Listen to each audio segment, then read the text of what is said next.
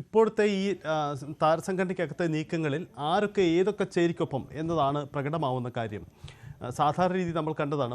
ഇന്നസെൻറ്റിന് ശേഷം മോഹൻലാൽ വരുമ്പോൾ ഒരു വലിയ ഭൂരിപക്ഷവും മോഹൻലാൽ തന്നെ വരട്ടെ എന്നതാണ്. ഇത്തവണ മോഹൻലാൽ, മമ്മൂട്ടി തുടങ്ങിയവർ ചിത്രത്തിലില്ല. മത്സരരംഗത്തേക്കോ അല്ലെങ്കിൽ ഈ തെരഞ്ഞെടുപ്പ് നടപടികളിലോ നേരിട്ട് ഇടപെടുന്നില്ല എന്നതാണോ ഇത്തരമൊരു സാഹചര്യം ഉണ്ടാക്കിയത്? ഇതിൻ്റെ ഒരു ബലാബലം, ശാക്തിക ബലാബലം ഏതു തരത്തിലാണിപ്പോൾ സംഘടനയ്ക്കകത്ത്?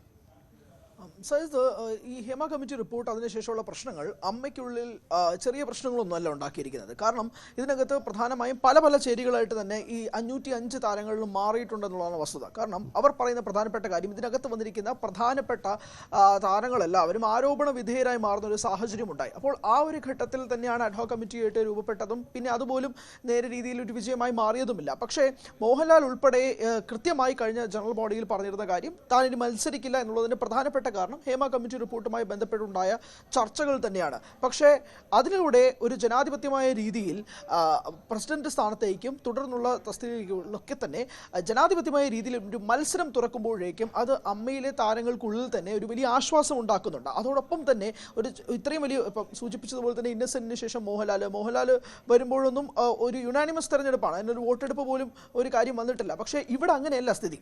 പക്ഷേ പ്രസിഡന്റ് സ്ഥാനത്തേക്ക് വരുമ്പോഴേക്കും ജഗദീഷും ശ്വേതാമേനോനും ആണ് വാശിയേറിയ മത്സരം നടത്തുന്നത്. അതോടൊപ്പം തന്നെ 4 പേരാണ് ബാക്കിയുള്ളത്. അവർ രവീന്ദ്രൻ, അനൂപ് ചന്ദ്രൻ, ജയൻ ചേർത്തല, ദേവൻ എന്നിവരാണ്. പക്ഷേ ഈ 4 പേരുണ്ടെങ്കിൽ പോലും ഇവർ തന്നെ പല വേറെ വൈസ് പ്രസിഡന്റ് സ്ഥാനത്തേക്കും ജനറൽ സെക്രട്ടറി സ്ഥാനത്തേക്കൊക്കെ ഇവരിൽ ചിലർ മത്സരിക്കുന്നുണ്ട്.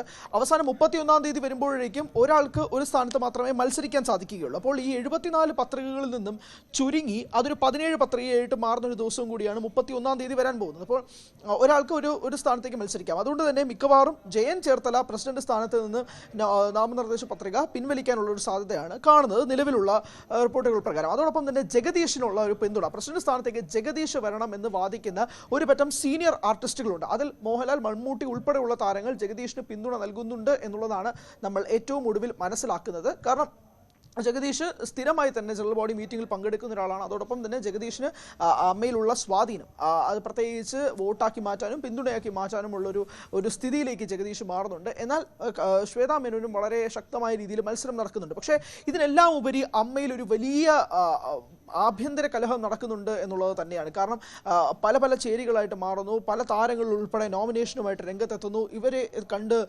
വോട്ട് തേടുന്ന ഒരു കാര്യത്തിലേക്ക് വരുന്നു. വളരെ സീരിയസ് ആയിട്ട് തന്നെ അമ്മ ഈ ഒരു തെരഞ്ഞെടുപ്പുമായിട്ട് മുന്നോട്ട് പോകുമ്പോഴേക്കും അതിനുള്ളിൽ പല പല പ്രശ്നങ്ങൾ നടക്കുന്നുണ്ട്.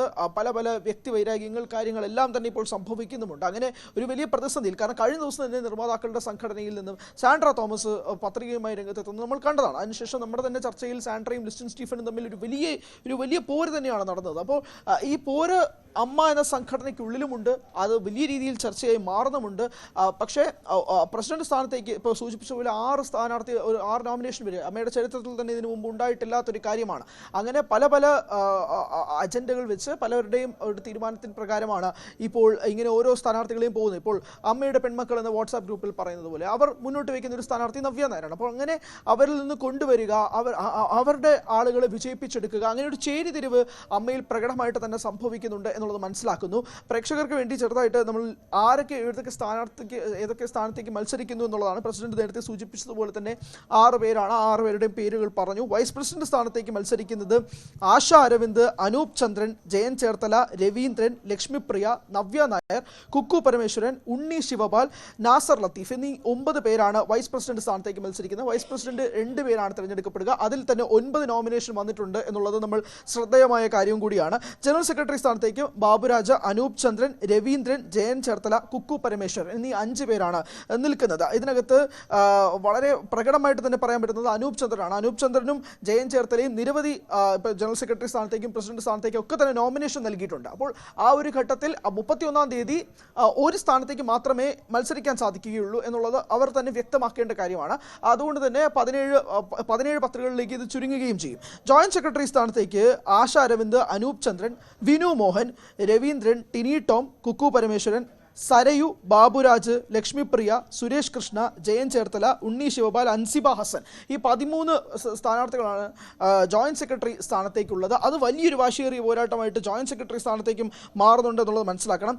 ട്രഷറർ സ്ഥാനത്തേക്ക് അനൂപ് ചന്ദ്രൻ വീണ്ടും പത്രിക സമർപ്പിച്ചിട്ടുണ്ട്. വിനു മോഹനും ട്രഷറർ സ്ഥാനത്തുണ്ട്. കുക്കു പരമേശ്വരൻ, ജയൻ ചേർത്തല, ടിനി ടോം, ഉണ്ണി ശിവപാൽ, രവീന്ദ്രൻ, കൈലാഷ് എന്നിവരാണ് ട്രഷറർ സ്ഥാനത്തേക്കുള്ളത്. അതോടൊപ്പം തന്നെ എക്സിക്യൂട്ടീവ് അംഗമുണ്ട്. അതിനകത്ത് വനിതാ സംവരണത്തിന് 4 സീറ്റുകളുണ്ട്. അതിൽ തന്നെ 8 പേരോളം മത്സരിക്കുന്നുണ്ട്. അതായത് 4 വനിതകളിൽ നിന്ന് 8 വനിതകൾ അതിനകത്ത് മത്സരിക്കുന്നുണ്ട്. അത് എടുത്തു പറയേണ്ടതാണ്. അതിനകത്ത് നീന കുറുപ്പ്, സജിത ബേട്ടി, സരയു, ലക്ഷ്മിപ്രിയ, ആശ അരവിന്ദ്, ശ്രുതി ലക്ഷ്മി, അൻസിബ ഹസൻ, അഞ്ജലി നായർ, ഈ 8 പേരാണ് ആ 4 സീറ്റുകൾക്ക് വേണ്ടി മത്സരിക്കുന്നത്. ഇങ്ങനെ പല ചേരികളായിട്ടാണ് ആ തെരഞ്ഞെടുപ്പ് നടക്കുന്നത്. അതുകൊണ്ട് തന്നെയാണ് ഈ 31 വർഷത്തിൽ ഇതുവരെ അമ്മ കാണാത്ത ഒരു വലിയ പോരാട്ടം നടക്കുന്നത്. കാരണം ഈ താരങ്ങൾക്കെല്ലാവരുടെയും ഉള്ളിൽ അവർ കൃത്യമായ ഒരു അജണ്ട വെച്ചുകൊണ്ട് കൃത്യമായ ചേരി തിരിഞ്ഞുകൊണ്ട് തന്നെയാണ് നടത്തുന്നത്. പലരും ഇപ്പം രവീന്ദ്രൻ, കുക്കു പരമേശ്വരൻ ഒരു വിഭാഗമായിട്ട് തന്നെ അവർ മുന്നോട്ട് നിന്ന് മത്സരിക്കാൻ വേണ്ടി രംഗത്തെത്തുന്നുണ്ട്. അത് കൃത്യമായി എല്ലാവരിലേക്കും അവസരം എത്തണം എന്നുള്ളതാണ് അവർ മുന്നോട്ട് വെക്കുന്ന വാദം.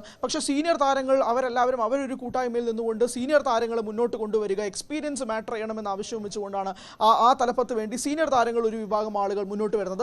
ബാബുരാജിനെതിരെ പരസ്യമായിട്ട് തന്നെ അനൂപ് ചന്ദ്രൻ രംഗത്തെത്തുകയും ചെയ്തു. പറഞ്ഞിരുന്നത് ആരോപണ വിധേയരായ ആളുകൾ മത്സരിക്കേണ്ട കാര്യമില്ല, അത് അവർ തന്നെ ചിന്തിക്കേണ്ട കാര്യമാണ് എന്നുള്ളത്. ബാബുരാജിനെതിരെ തന്നെയുള്ള ഒരു ഒളിയമ്പായിട്ട് തന്നെയാണ് അനൂപ് ചന്ദ്രൻ വന്നത്. പക്ഷേ എന്നാൽ സരയു ആവട്ടെ, അൻസിബ തുടങ്ങിയ ആളുകൾ കൃത്യമായി തന്നെ ആരോപണ വിധേയരായിട്ട് മത്സരിക്കുക, ഇത് കോടതിയൊന്നുമല്ലല്ലോ, മത്സരിക്കട്ടെ എന്നുള്ള കാര്യം ജനാധിപത്യമായ രീതിയിൽ തന്നെ മുന്നോട്ട് പോട്ടെ എന്ന് പറയുന്നത്. അങ്ങനെ വളരെ പരസ്യമായിട്ട് തന്നെ ഒരു പോര് ഇങ്ങനെ ചെറിയ വാദങ്ങളുള്ളിൽ നടക്കുന്നുണ്ടെങ്കിൽ പോലും കൃത്യമായി അവിടെ അമ്മ എന്ന സംഘടനയ്ക്കുള്ളിൽ തന്നെ ഇപ്പോൾ നിലവിൽ എല്ലാവരും പിന്തുണ തേടാൻ വേണ്ടി പല താരങ്ങളെയും കാണുകയും സംസാരിക്കുകയും വോട്ട് തേടുകയൊക്കെ ചെയ്യുകയാണ്. അതിനിടയിൽ തന്നെ പല ആഭ്യന്തര കലഹങ്ങളും ഇതിനുള്ളിൽ തന്നെ നടക്കുന്നുണ്ട് എന്നുള്ളതാണ് മനസ്സിലാക്കുന്നത്. കൃത്യമായും ജനാധിപത്യമായ രീതിയിൽ ഒരു വോട്ടെടുപ്പ് അമ്മ അങ്ങനെ പ്രത്യേകിച്ച് പ്രസിഡന്റ് സ്ഥാനത്തേക്ക് ഉൾപ്പെടെയുള്ള കാര്യങ്ങളിൽ അങ്ങനെ കണ്ടിട്ടില്ല. അങ്ങനെ കാണാത്തൊരു സാഹചര്യം കൂടി ഉണ്ട്. അതുകൊണ്ട് തന്നെ ഇത് അമ്മയിൽ പുതുതാണ്. അതിനു വേണ്ടിയിട്ട് തന്നെ പിന്തുണ തേടുമ്പോഴേക്കും ഇതിനകത്തൊരു യോഗ്യതയുടെ സ്ഥാനവും കൂടിയുണ്ട്. പ്രത്യേകിച്ച് കഴിഞ്ഞ ദിവസം ഷീലു എബ്രഹാം പറഞ്ഞിരുന്ന ഒരു കാര്യം, ആരും മത്സരിക്കാൻ യോഗ്യരായിട്ട് തോന്നുന്നില്ല എന്നുള്ളതാണ്. അങ്ങനെ ഈ പത്രിക നൽകിയിരിക്കുന്ന പല താരങ്ങളിലും യോഗ്യരാണെന്ന് തോന്നാത്ത ഒരു വിഭാഗം ആളുകളും അമ്മ എന്ന സംഘടനയിലുണ്ട്. പക്ഷേ ജനാധിപത്യപരമായ രീതിയിലായതുകൊണ്ട് മാത്രം മുന്നോട്ട് പോകുന്നു എന്നുള്ളതാണ് അവർ മുന്നോട്ട് വെക്കുന്ന വാദം. അങ്ങനെ ഈ സ്ഥാനാർത്ഥികളിൽ പ്രത്യേകിച്ച് പ്രസിഡന്റ് സ്ഥാനത്തുള്ള ഈ 6 പേരിൽ പോലും ഈ 6 പേരും യോഗ്യരല്ല എന്ന് ചിന്തിക്കുന്ന ഒരു വലിയ വിഭാഗം ആളുകൾ അമ്മയ്ക്കുള്ളിലുണ്ട്. കാരണം കഴിഞ്ഞ തവണത്തിലൊക്കെ ഇന്നസെന്റും മോഹൻലാലും ഒക്കെ അങ്ങനെ വോട്ടെടുപ്പ് പോലും ഇല്ലാതെ തെരഞ്ഞെടുക്കപ്പെട്ട ആളുകളാണ്. അങ്ങനെ ഒരു വോട്ടെടുപ്പ് അമ്മ കണ്ടിട്ടില്ല.